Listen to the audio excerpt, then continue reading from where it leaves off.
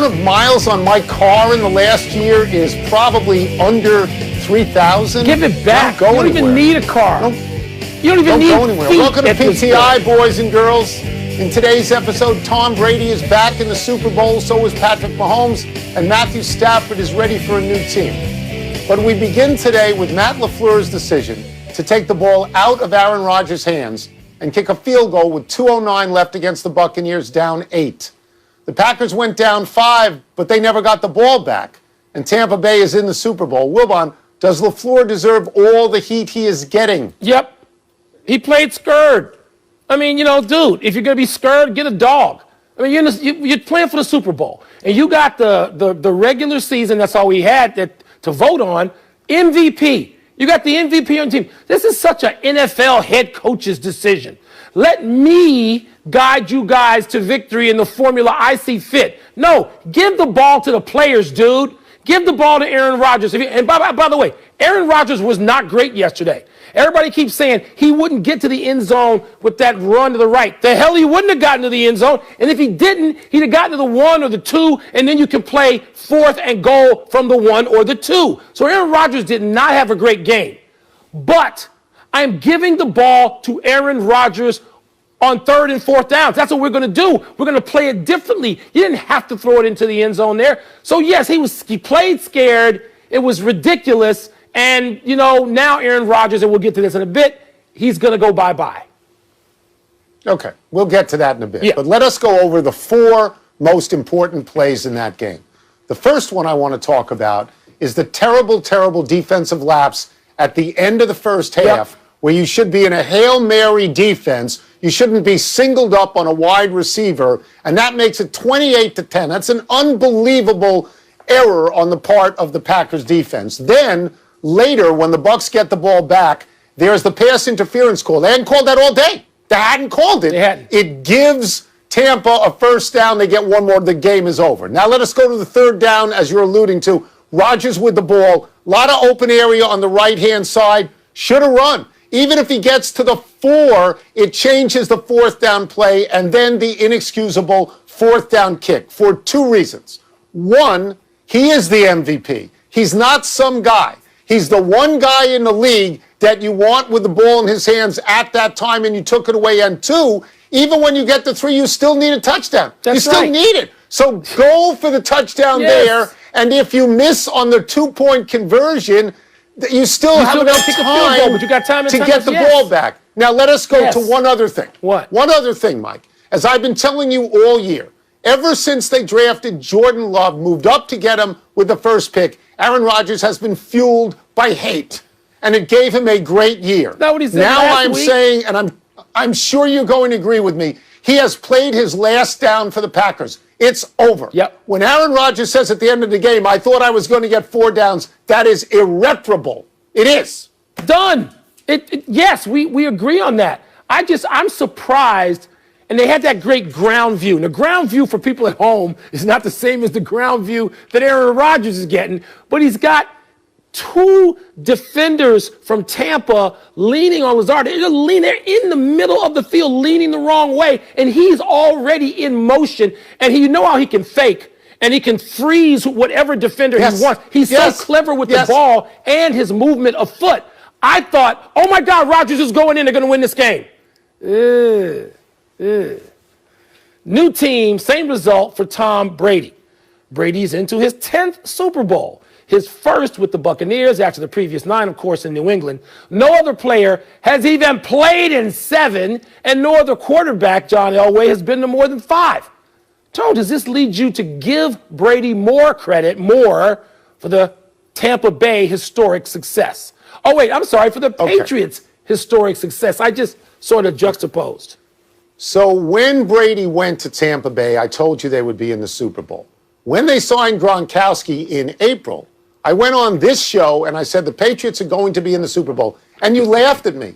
You laughed at me out loud. We keep doing it. The Bucs. Who's laughing now? I mean Tampa Bay.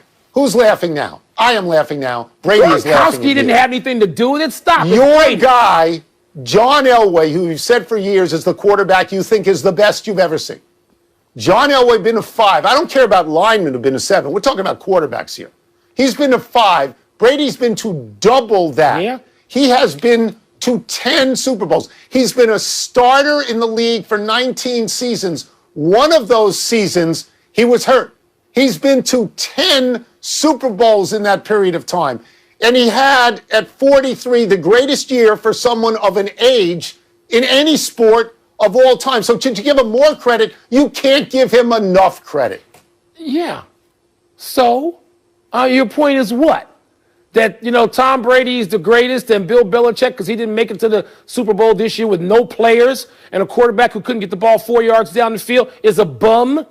Who else would that was your bet against me. Who else would you have liked Tom Brady to play for in that time? You think Tom Brady would have gone to that many Super Bowls, 9 of them playing for Matt Nagy? If he had gotten it, no, he wouldn't have. Nope. So he got there playing for Bill Belichick. And that marriage was that marriage. And so, Belichick, presuming he doesn't just up and retire, he will have his day to prove, if he has a team, that he can get there. Tom Brady deserves all the credit in the world. They both got all the credit in the world as the greatest coach and the greatest quarterback 2 or 3 years ago. So I don't need to plow this ground. I'm surprised you feel the need to.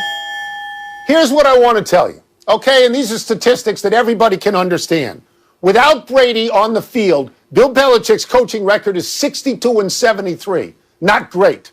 With Brady, 249 and 75 and 30 playoff wins, and that's why you bet on Brady. And if Brady were to win this Super Bowl and go through Breeze and Rodgers and Mahomes, have a nice day. Let's move on to the next story. Please. In the other conference final, matters. Kansas City beat Buffalo handily, 38-24. The Bills scored the first 9 points and the last 9 points, and in the middle they got blasted 38-6. The Bills kicked 4 field goals, 2 from inside the 10, leading to some criticism that they should have gone for touchdowns. Wilbon, are the Chiefs this good, or did the Bills have the wrong plan? The Bills had a fine plan. Led to 9-0. They had a fine plan. They got fine players. They're not as good as Kansas City, okay? They're not as good as Kansas City. They got anybody on their team nicknamed Cheetah? No, not that I'm aware of. They got number 10 on Kansas City, who even playing with a okay quarterback, just maybe a Pro Bowl level, not as great as Mahomes, would still scare the hell out of any defense in football. But with Mahomes, they're better. It's Buffalo's job now. You know what their game plan should be? Forget yesterday's game plan. It doesn't matter. They have to go out and get a receiver, okay, to play opposite Diggs, and he has to be, if not great, really good, a field stretcher, somebody who's a compliment, and a big-time running back who can break a game open and or control the ball, possessions, one or the other, if not both. So there's nothing wrong with the Buffalo Bills, and anybody who finds need to criticize them today should shut up. You'd be a fool, particularly the people who said Josh Allen was equal to Patrick Mahomes going into the game. They should have their credentials taken away for that stupidity. Yeah, the Bills are a fine team. They're not as good as Kansas City because they don't have Mahomes. Mahomes is a wizard. He is the best football player on earth. You mentioned Hill. I would give you Travis Kelce as well. Yep. The Bills don't have people quite that good. Josh Allen had a good game. He accounted for 375 yards. It's fine. They're not as good. Again, some minor statistics, okay? Patrick Mahomes, they lost 1 game when he was on the field this year. In their last 26 games when he's on the field, the Chiefs are 25-1. People got lulled into thinking because they didn't cover the spread, they didn't win big, that they weren't that good. What does Herm Edwards say? Hello, you play to win the game. Yeah. And they win all the games. They win the games. They're better. There's only one person on this show quoting Vegas all the time, and it ain't me. So maybe it's me. Some people in the attic ought to stop paying attention to Vegas. So now it all comes down to the defending champs and the Buccaneers in Super Bowl 55 in Tampa. It's the first time a Super Bowl team will play in its home stadium. It also pits the best quarterback of this time against the best quarterback of any time. Tone, your thoughts initially on the Super Bowl matchup are? Well, I find it interesting that it will be a home game for a team in the Super Bowl, and it's never happened before. But there's only going to be 22,000 people in there, and we don't know how many of them are Tampa fans. And this year what we've noticed is that home field in the usual way doesn't really matter. So I don't know what that means. They played each other this year earlier in Tampa. Kansas City won that game. Brady is 2-2 with Mahomes all time because Mahomes only been in the league an hour and a half, and they haven't had that many games. I will say this, Mike. I picked Breeze to beat Brady in New Orleans. I picked Rodgers to beat Brady in Green Bay. And I think Mahomes is going to win. But Brady's still there, so maybe you shouldn't listen to me. I'm going to say what I said Friday. Why pick against Tom Brady? Just watch the game. I don't care about the damn picks. Not on this show, not on any show. Now let's go back to the field situation and fans and all that. I don't believe for 1 second there will be only 20-some thousand fans in a game in Florida. I believe we will look at it with our eyes, and like you and I, you live in Washington, where you try to figure out how many people were on the mall for this speech or that speech. There'd be 40,000 people minimum in Tampa Stadium, Raymond James, whatever it's called now. That's what I believe, and I believe that there is something of a home field advantage, but I don't need to pick the game. I don't want to pick it. I'm not going to spend the next 2 weeks, the next fortnight picking it or asking you to pick it. We'll watch the game when it comes around. I will say this. We have not given any credit to the Tampa Bay defense. It's really good. New Orleans averaged 30 a game. Tampa Bay held them to 20. Green Bay averaged 32 a game. Tampa Bay held them to 26. That's what's giving Brady the ability to go down the field because he knows they can stop Give him the ability to throw 3 picks and look bad and not have to worry, and maybe his defensive coordinator ought to be considered by some of these teams with no head coach worth a damn to be their head coach. 2 bad picks, but 28 in the first half, and the other team never got to 28. Brady was great when he had to be. Let's take a break. Still to come, are the Lions smart to part ways with Matthew Stafford? But Brady didn't have to be great all the time because his defense was. And is Deshaun Watson really set on leaving the Texans, as you heard here, no matter who. You call Brady the GOAT all the time, but you hate his guts. He's the GOAT. Everybody knows you hate him. I don't have to like him. He's the GOAT.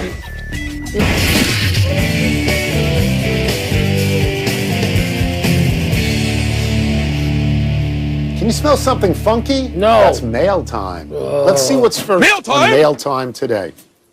Are the Lions smart to trade Matthew Stafford? Yes. I told you 2 weeks ago, I kept saying the Washington football team, among others, should go get Matt Stafford because somebody's going to get him because he ain't going to be on Detroit, where he made the playoffs like 4 times in 11 or 12 years. You can do that with anybody.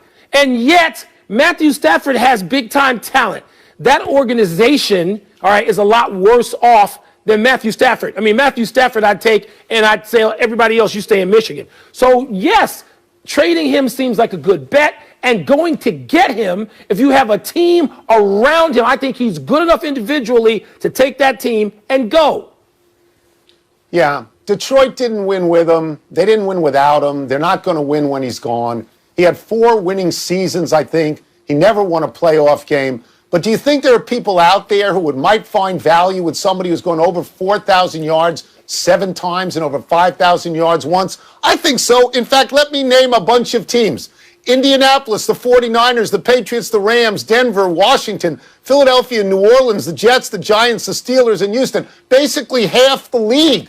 What Detroit is doing is good. It's going to give Stafford a chance to play on another team and maybe win. And they're starting new with a new coach, a new GM, a new everything. Three times in the playoffs, Tony. And by the way, San Francisco won't be available because that's where Rodgers will be playing. They won't need Stafford. What does it tell you that Deshaun Watson reportedly wants out no matter who will be coaching the Texans? That he thinks that the Houston management, the front office, somewhere between misled him and lied to him.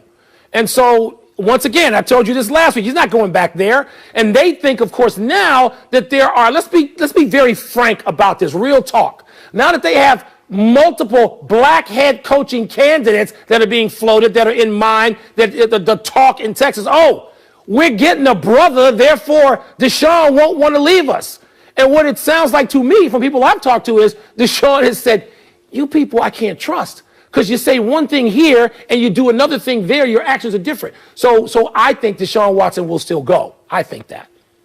What it tells me is that the hot stove league is going to be the greatest all time. Because you got Rodgers out there. You got Deshaun Watson out there. You got Matthew Stafford out there to a lesser degree. But what is interesting, you got Carson Wentz out there. And it also tells you that they've changed the way you look at trading or acquiring quarterbacks. For many years, people said, oh, I don't want to bring a new quarterback in. He doesn't know my system. It'll take him too long to acclimate. But when Brady, at 43, went to Tampa and took them to the Super Bowl, that is the moment, Mike, like when LeBron said, I'm taking my talents to South Beach, and it changed the game.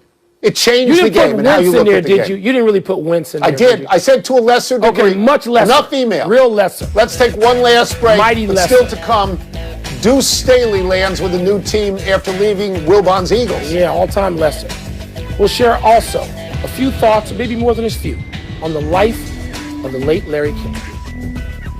So you hate Wentz and you hate Brady. Anybody else you hate today? I told you I hate most people most days. I'm like you were for the first 65 years of your life. But then look at me now. I'm so happy and at peace. Because you're in a... Happy time, people. Happy 36th birthday, AC Law IV. He's out of the league now, but in 2007, Law was the 11th overall pick by the Atlanta Hawks out of Texas A&M. He was traded to the Warriors in 2009, which is where this story gets going. Steph Curry was talking the other day about the struggles of prized rookie James Wiseman, who Draymond Green is always barking at. Curry said he believes Wiseman will be fine, and he added with a shrug, and I quote, I used to get benched for AC Law, unquote. A shot, but funny. Curry will someday go to the Hall of Fame. Law's career averages are 3.9 points, 1.6 assists, and 1 rebound per game, but happy birthday. Tony, is only one All-Star was selected after him in that draft, Marc Gasol in the second round. Thaddeus Young still playing for the Bulls, Jared Dudley, Wilson Chandler, long careers, but it wasn't like, there were like 8 Hall of Famers selected after him that the Hawks missed on. Happy anniversary, Jerome Lane. On this day 33 years ago, the Pitt forward took a pass from Sean Miller on a breakaway and threw down one of the most violent and celebrated dunks of all time. A one-hander over a hapless Providence defender that literally shattered the backboard into a million pieces. This led to the famous Bill Raftery call, send it in, Jerome. Lane entered Pittsburgh weighing just 170 pounds. But by this time, he was up to 230. In 1986-87, Lane's 13.5 rebounds a game made him the first player 6'6" or shorter to lead the NCAA in rebounds in 29 years. Yeah, Tony, and Jerome Lane, clearly a spectacular athlete, did not have, an NBA career of any sort, but he's got a highlight for all time. I know you agree. And now a melancholy trails to Larry King. For decades, the Larry King Show on CNN was the best interview show on television. Big names from sports, acting, music, politics, you name it, went on with Larry and told their stories. Larry was always fair to them and genuinely interested in them. Larry was a great friend to this show. He came to the studio and honored us with his praise. For years, we made fun of how old Larry was in our opening joke, and he loved it. We can't do that anymore. Now all we can do is miss him. I presume that picture was outside the attic. I don't think Larry would have made a drive up to Northwest Washington for the attic, Tony. I told you a story earlier today. I'm going to tell it real quickly again. 12 years ago this week, I had an episode, a heart attack, if you want to call it that. And the first call I got when I got out of the hospital and got home was from Larry King. And he'd gotten word from somebody, I wonder who, that I wanted to come back to work Super Bowl week. I wanted to come back to work on Friday before the Sunday Super Bowl. And Larry said, listen to me, you're not going back to work. I've talked to Kornheiser already. And first off, you go back to work, arguing with him may kill you, so you're not going back to work. You got to drink a lot of grape juice. And he gave me all this advice, and I realized I was on the phone with Larry King, who had a heart attack 20 years earlier, telling me what I should do and threatening me if I went back to work. I waited. I waited the 3 days for you and Larry to bless it, and I went back to work. But Larry was right. How many times did we have breakfast with Larry? We had the same birthday, Tony, same birthday, November 19. Breakfast in L.A. Is that right? And a couple of dinners at the Palm in Washington. Lunches, you've had those. People can be in awe of whomever they want to be in awe of. I'm going to speak for you now, too. We were and are in awe of Larry King, the great Larry King. And just to have him in this room was fabulous. Loved him. Loved him. Let's go to the big finish. Let's do it. Seahawks tight end Greg Olsen has retired. How will you remember his career? 3-time Pro Bowler. I'm going to remember the time with the Bears and the fact that the Bears got rid of him and he had more time. All of Michigan athletics, University of Michigan, taking a 14-day pause due to COVID. Your thoughts? There must be a tremendous amount of incidents on the campus. I think a reset is very smart. Shut everything down and then bring it back. See what happens. Deuce Staley asked out of the Eagles. He will be the assistant head coach and running backs coach of the Lions. Does that make sense to you? It makes sense that he would go somewhere that he feels valued more than he has felt in the Eagles, within the Eagles organization, yes. Your Nationals signed former Cleveland closer Brad Hand. You've had a terrible closing situation. Does this excite you? Oh, very much so. We led the majors in saves last year. They've added 3 guys on these one-year deals. That's good. This is the end of the Beltway Midderon, by the way. Last one for the first time ever. 2 female referees will work tonight's Charlotte-Orlando game. Your thoughts? Cheers to Natalie Stago and Jenna Schroeder. Cheers to them, Tony. All right. We're out of time. We will try and do better the next time. And I am Tony Kornheiser. I'm Mike Wilbon. Same time tomorrow, Knuckleheads. You can get the PTI podcast on the ESPN app or Apple Podcast. Now,